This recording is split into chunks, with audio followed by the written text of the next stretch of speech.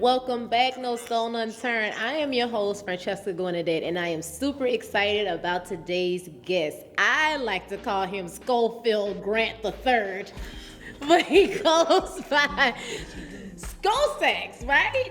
I do. Oh man, thank you for coming to No Stone Unturned. I Thank actually you have for had the having me. pleasure of hearing you up close and personal at a fashion show that was across the river, and you did a marvelous job. I think I know the one you were talking about. That was a fabulous event. Thank you, but let me just say how you played from the beginning to the end. You did the intermissions, you did everything, and the way that you were able to compile the music. I mean, it was jazz and gospel, R&B, and it just blends so well. So first off, tell me, when did you pick this up? When did you pick this beautiful instrument up? When I was 9, Wow. I'm not gonna tell you how old I am now, but I played for a while. 9 years old. Yeah, 9. I was at St. Francis Xavier, and the dude didn't know how to teach bass or guitar. My mama nerves was bad. I probably get my butt beat behind the drums, man. You know how they be hard. I got whipped every day. I didn't need an extra one, so I'm like, what's left? He named off a couple of horns. I said saxophone. So, came home, told my mom and daddy while we was eating dinner. Man, when we were finished, my daddy brought me down to New Orleans, bought the saxophone, talking about, you gonna practice? I said, yes, sir. And bought me a saxophone and a tutor. And after that, I started practicing every week after that. So you were self-taught? No, I had a tutor. He gave me a tutor. Okay, Like a okay. person that would come and teach you your instrument, like 30 minutes or an hour. You know, later on in life, I became a teacher. I taught for the California Music Association. I've Wow. taught privately in the Baton Rouge area as well. I teach piano and saxophone. Theory and all of So that. was being musically inclined in your family, or was this something that God just blessed you solo with? Well, my mama used to sing. My mama still sings. She's Okay. still with me. But I think my daddy wanted to learn, but he was too busy making money. Then That part. had a cabinet grand piano in the house. He never learned how to play it. But his son did, so it's all right. That's right. So they actually say just to be endowed with something extraordinary that you can't find. Yeah, I was the only one. That's a gift from God. I'm the only one. Wow. So with this talent, it comes. Was it your passion? It come from feelings. That's what I wanted It to come say. from see that thing that you was telling me about, what we were talking about and you was talking about the way it was a mixture of music, but the way I was able to bring compile it, right. I compile it because I feel. And based off of what I feel, then it directs me what to do. That's why it's a match. You know, I come in open and I feel the energy that people give me. Wow. You know, and sometimes it could be a lot, you know, like if you're in a small space and it's like super full and all that coming at you at one time, it could be a lot and like kind of run you. But Right. if it's spaced out, you can kind of like sift through the energy and just feel, oh yeah, this is working, this is Yeah. working. Well, you know, a lot of times when I finish a song, sometimes when I do a song, it'll be like, it feels really like good and amazing, just like, what am I doing after that? Right. And like, how am I gonna come back Top after that. that? I love having those moments, especially when I get to top them over and over. Yes, yes. Is this instrument one? First of all, the saxophone is such a beautiful instrument. It's so cool and It has soothing, curves and to it. it's It's a beautiful, body. right? Yeah. Yes. Nice slim body. It's such a sexy sound. You know, it's that sound that's really can take you from mood to It's the mood. closest to the human voice. Yes. Yeah, So like the violin is scientific- not the closest to the human Scientific voice? fact, the saxophone produces the tone that's the closest to the human voice out of all the instruments. I never knew that. I mean, a violin sounds like a whine, right? Like a but a saxophone can produce a multitude of sounds similar to the throat. Think about it. Not just one sound, but Cause you know how different people's saxophones sound different. You know, like the pitch and stuff like that. And then I do tricks with mine anyway. Is that your signature thing, learning your tricks? Like, is there a trick that you say, only I can do that, nobody else knows how to produce that trick? If they've been watching me, and I know people watching me. They be looking. Sometimes they watch because they love me, sometimes they watch because they know it, sometimes they watch because they hate. Well, you know, just keep on watching, I'm gonna do me. What? And you gonna learn something. Yeah, so if they watch me enough, they can figure out the licks, you know what I mean? But I do my best not to sound like the cookie cutter sound. That's it. You know, I'm introduced to, I'm introducing that edge a little bit. Even though it can be qualified as smooth jazz, it don't sound like theirs, but for some reason it's very relaxing. Yes, it is. I mean, check out one of my songs on like the Little Boy Blue album. Like, you know, just later on put in like Bees Honey. Yeah, that'll be a good one. Bees Honey. Yeah, it's sweet.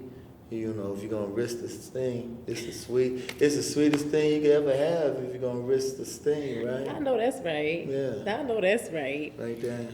How long, if I wanted to pick up a saxophone, Yeah.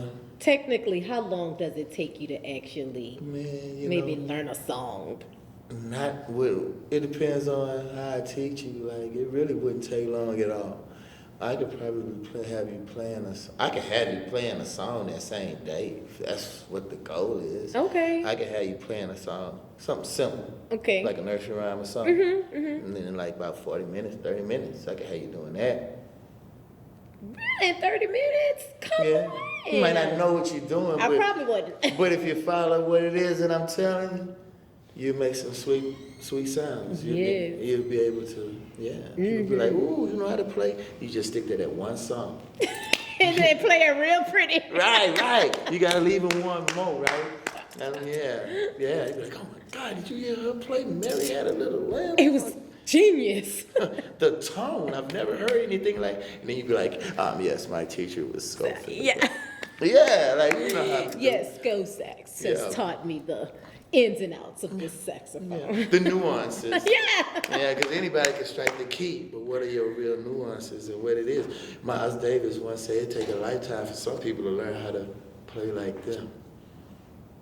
Okay. I'm fortunate enough to recognize my play and my style, and that just my goal when I put the horn into my lips is to be able to do anything I think. Wow. Period. Wow. As long as I can do that, I'm fine. So you said your sound. So like, what's your sound? If you could put it in words, what would be your sound? Oh, it's so impossible. How you ask an artist to describe himself? I was like, how you? That is so impossible. The art speaks for itself, kinda. My horn sound like angles and curves and slopes and valleys. Come on, ScoSax. My music hypnotic. Like, 'cause I make the tracks too. Amen. You know. I make the whole world sing. Yeah, they just gotta hear it. They gotta just hear it. That's all. That's all you gotta do is hear it. Yeah. I know that your wind gotta be up to par, right? Yeah, because that's a lot of. It is. And I'm so like not textbook. I am not textbook at all. Did you have to like develop breathing strategies? Well, you know, you just have to. I don't know. The horn just been with me all my life. So it's second nature. Yeah, my daddy used to hate my practice. He was like, boy, it sound like it, you know. And but I never forget when I made my first single. I let my daddy hear it. You know, he passed though now. And he said, boy, when you learn how to play like that? and I've been playing like this. Daddy. Wow. But it was good. That's such a compliment. He got it. Yeah. For your daddy. Yes. A boy. Yeah. Easy for a girl to get compliments for a daddy. But for a son to get a compliment. Yeah. So it was a big deal. It was a big deal. And, you know, I just push daily, you know, make sure all my paperwork is straight. That's right. You know, push content. You know, Jazz on the Bayou is pretty big, so that takes a lot out of me. Let's talk about Jazz on the Bayou. Give me the full title of it, because that's so beautiful. Give it to us. Okay. It's called A Midsummer's Night, Jazz on the Bayou. Yeah. That's so beautiful. It has a feel to it, like it just has a ring. Regal. Yes. Yeah. Yeah, like you walking outside, but it's like the maze is like, you know, greenery with flowers and stuff, like a maze, like a court, you know. And you wouldn't be walking through that, you know, like in some shorts or something. You'd be nice. Cool, yeah. Yeah, Pretty step out of the sundress. party and go walk and get in nature and become one. That's right. So what made you want to start Jazz on the Bayou? Like, how did that come my. about? It came from this desire that just bubbles and burns inside of me like a molten lava. Wow. Okay, and I was like, what are you gonna do now? I was there. You know, I've already made albums and stuff, and I play music, and I've been around some good people, and I've been in a couple of stations, blah, blah, blah. And I woke up, and I said, it doesn't matter. I'm about to promote my own event. Okay. It's my first time promoting, you know, like doing one. I said, okay, I need to learn this part of the game. So I'm about to get a venue and do a show. And I said, like, well, I'm gonna do it to myself. And you know, I just wanted to be like someplace that's set apart. Like, you can, yeah, you know it's in Baton Rouge, but it ain't in a group right here. It's in a group all by itself. And that's how I came up with the idea of doing it at the Manship. Okay, so that was an instantaneous birth from a sleep to the morning, and by that afternoon I had the whole thing worked up. And it was like, the idea is to have a place in the middle of the summer, right? Where we can just dress up, get fly like we do, and come on that red carpet and walk and take pictures and drink and come in and have that dignified sound come in your ear and take you places and produce thought, you know, on high vibrations and, you know, something to help elevate. Absolutely. And all of us together just elevate each other. Absolutely. What else my people got like that in the middle of the summer? That's a word. So I made the call. I was like, I don't know what I'm doing. Would you help me? And the lady was wonderful. She held me by my hand, walked me through. Had 3 of them since. Hey, man. That's how that goes, huh? Yeah. When it's meant to be, it's meant to be. Yeah. That's a blessing. Right. Do you have a favorite song that you like to play? No. Don't? No, I just love. Like, yeah. I don't have favorites. I just got what I like and what I don't like. I like that. You say it's in what I feel. Yeah. It's what, you know, it's what's in my heart at the time.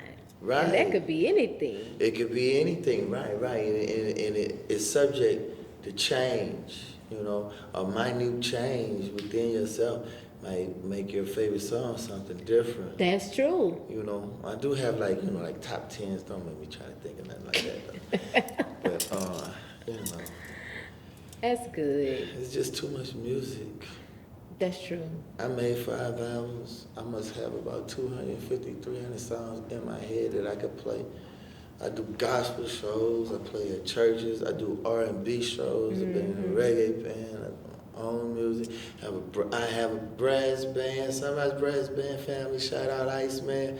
Been around for 30. All this floating around in my head.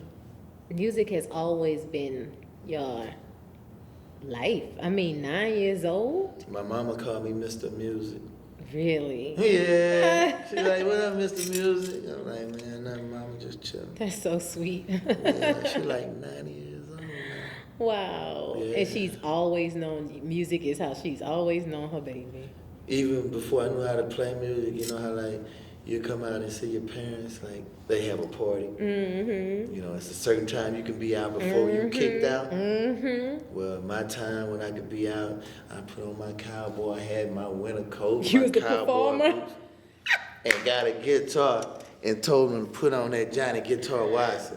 Put that Johnny, like just like this, right? Yeah. And then they'll go put it on, and then And cue you. I just be jumping around like I'm crazy, not even to the beat, just wild with it. You know what I mean? Showman. Yeah, and then A showman. everybody just laugh and say, okay, go to bed, boy. No, that's right. A musician, if there is a musician out there that's trying to start off and it's like, I'm not getting no gigs, they not booking me, what would you tell them? First of all, I tell them, don't do it if you don't love it. Mm-hmm. Period. Mm-hmm. This ain't something to get into if you ain't got the love for it. Mm-hmm. Yeah, so if they ain't gigging you, do like me and make your own show. That's what I'm talking about. If you ain't got it, they ain't coming to you, create your own lane. And that's what I did, you know what I mean? Me too. When I first touched down from San Diego, man, wasn't nobody let me in. Mm-mm. And I said to myself, I'm gonna make my own music, play it on the radio, then they had to learn my stuff. That's it. I just gotta get on the radio now. I've been on a couple of little channels here and there, but I'm just talking about, enough where every Sunday when y'all come for church, y'all gonna hear my bad to the bone. I'm trying to get on the radio like that. Somebody help your boy. I got what it takes. You're in the right place. You're in the right place. You have bought this beautiful instrument out. Her name Please. Lena Horn. Her name Lena Horn? Her name Lena Horn. She look like a Lena Horn. I know, huh? She do. She do. Please bless us with Even- something, please. I asked you earlier what you wanted to hear. I want something gospel. You want something gospel? All right, I'll play something for you right quick. Okay. Something gospel. I don't know. See, I ain't now I'm picky. feeling energy now. I'm thinking. Yep. I ain't picky. I had to stand up for this. Please give us something. Oh, look, you get your little serenade today. Oh, how about that? Let me see what song I should pick right quick. Ooh, I got one for you. I haven't played it in a while, but I'm going to just run it and just see what happens. Excuse any faux pas. Critics gotta be critics, but it ain't nothing but love, baby. I'm ready. It's called My Eye on the Spell. Mm-hmm.